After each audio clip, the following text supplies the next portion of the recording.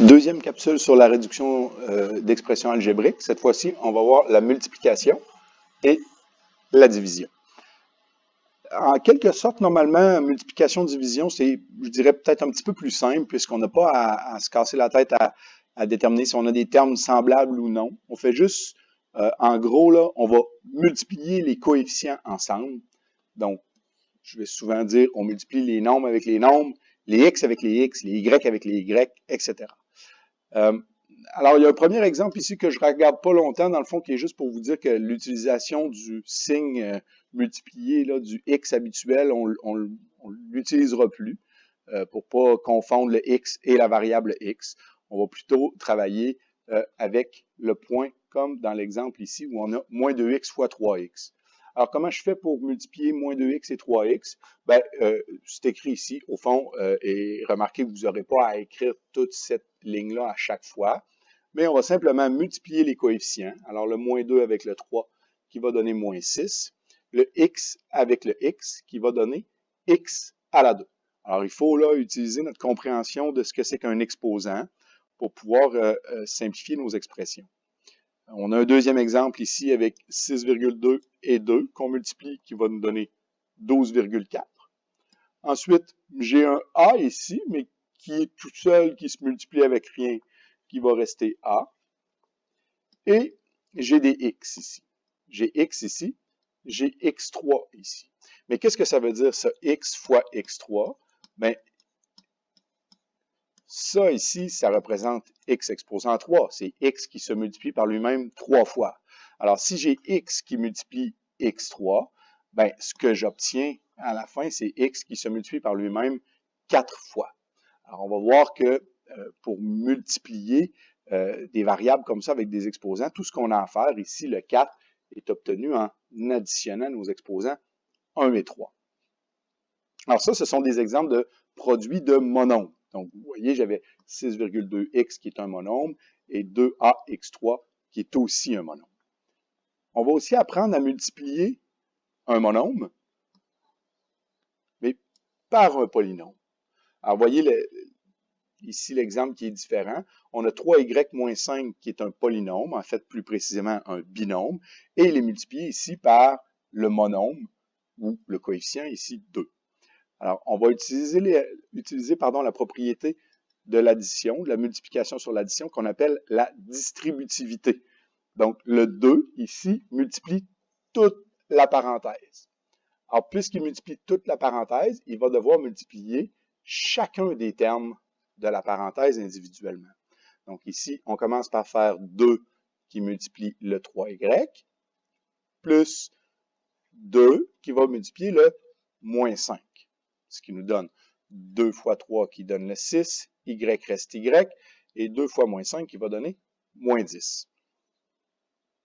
Un deuxième exemple où le monombre ici n'est pas un terme constant.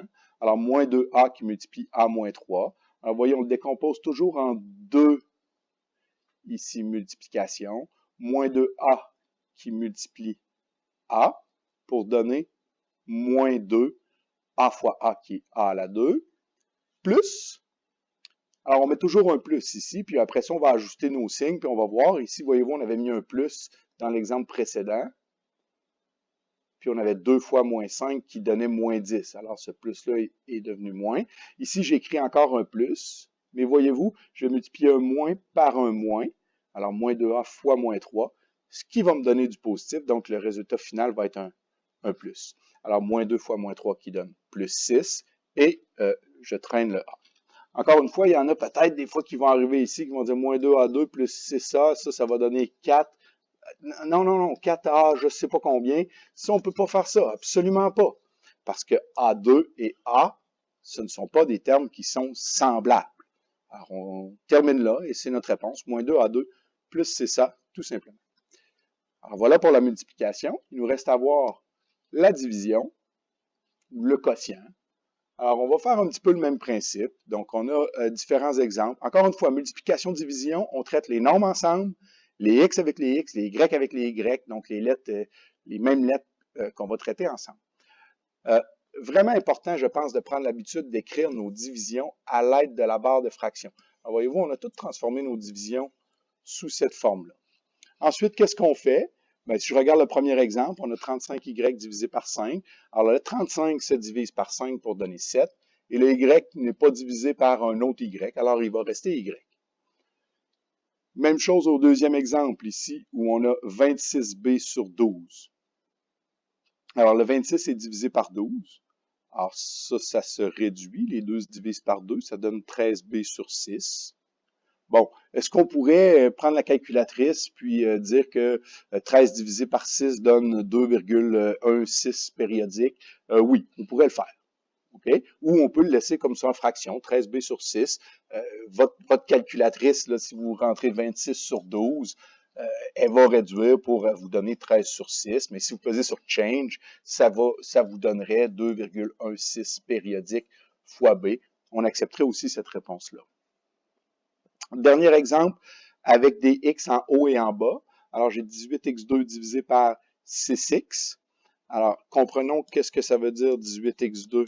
Ça veut dire 18 fois x. Et ça, c'est divisé par 6 fois x. Alors, le 18 divisé par 6 va donner 3. Et voyez-vous que j'ai 2x en haut qui se multiplient. J'en ai 1 en bas. Alors, je peux en barrer 1. Et il va m'en rester 1. C'est ce qui était expliqué dans l'encadré à droite. Il me reste à parler de quotient d'un polynôme par un monôme. Alors, c'est quoi la différence ici? C'est qu'au numérateur, on a dans nos exemples des binômes ou un trinôme. Encore une fois, je vous rappelle, on va toujours transformer ça comme on a ici sous la forme d'une fraction. Et au fond, tout ce qu'on a à faire, c'est d'effectuer une, deux ou trois divisions, peu importe. Regardons le premier exemple. Moins 24x plus 6 divisé par 3. Bien, au fond, le divisé par 3 va diviser chacun des termes du numérateur. C'est donc moins 24x divisé par 3. Alors, le moins 24x qui est ici, on le divise par 3. Plus, parce qu'on a un plus ici, 6 divisé par 3. J'effectue chacune de ces divisions-là. Ça me donne moins 8x plus 2. Deuxième exemple, juste pour qu'on se démêle dans les signes, 33x divisé par moins 11, qui est écrit ici.